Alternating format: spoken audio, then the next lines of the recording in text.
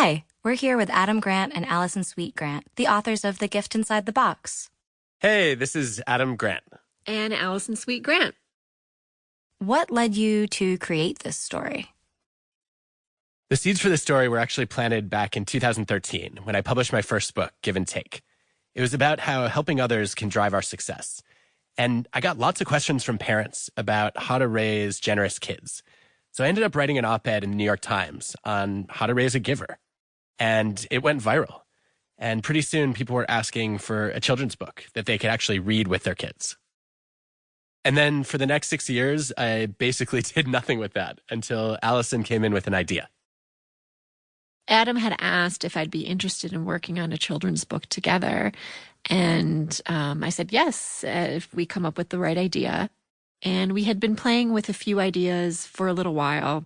And then we were in the car, actually with all of our children in the car on the way home from a little road trip. And I said, I have an idea about a box, about a gift.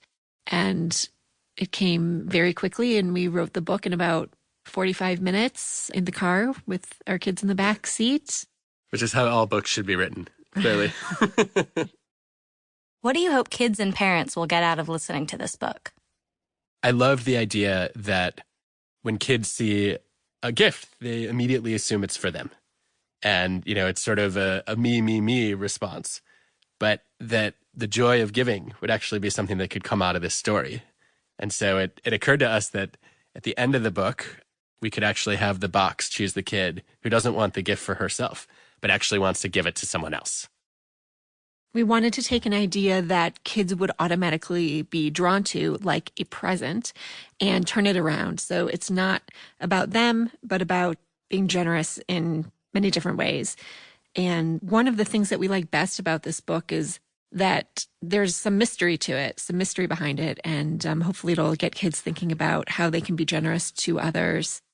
Yeah, I think at some level, we want kids to realize it can sometimes be better to give than receive.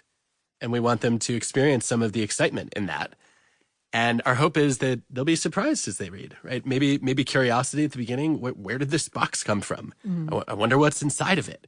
And then they keep seeing the box encounter kids who have a little bit of a sense of entitlement and thinking that box must be for me.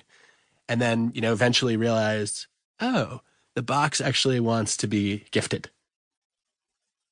What's your birthday and holiday routine with your kids like when it comes to gifts? One of the things we do with our kids in the holidays is we actually have them pick out gifts for other children. We have them pick out gifts for children who are in need, children who are in the hospital, and then deliver those gifts to them. Our hope is that then during the holiday season, our kids aren't just receiving gifts, they're actually giving them to children who are less fortunate. How can parents or teachers use this book as part of the conversation with kids about generosity? When our kids started school, one of the things we noticed was we'd sit down at the dinner table and ask them what they did during the day. And most of the conversation was about things they achieved, maybe some challenges, and then similar conversations about the activities they were involved in with, sports and music.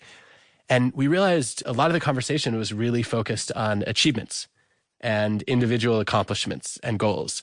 And we wanted to make sure that they were thinking about helping others too.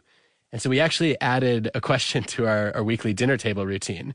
So one of the things we love to ask our kids is, who did you help this week? And that, we hope, gets them to think a little bit about what they can do for others, not just what they can accomplish for themselves. And then Allison added another question recently to that list as well. Right. In addition to asking our kids who they helped at school or in an activity, we'd like to ask them who helped them.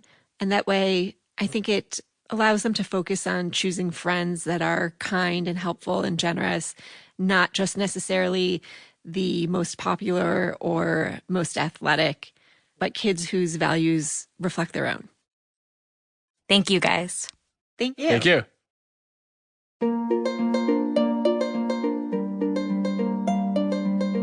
This is Adam Grant. And Allison Sweet Grant. We hope you've enjoyed this unabridged production.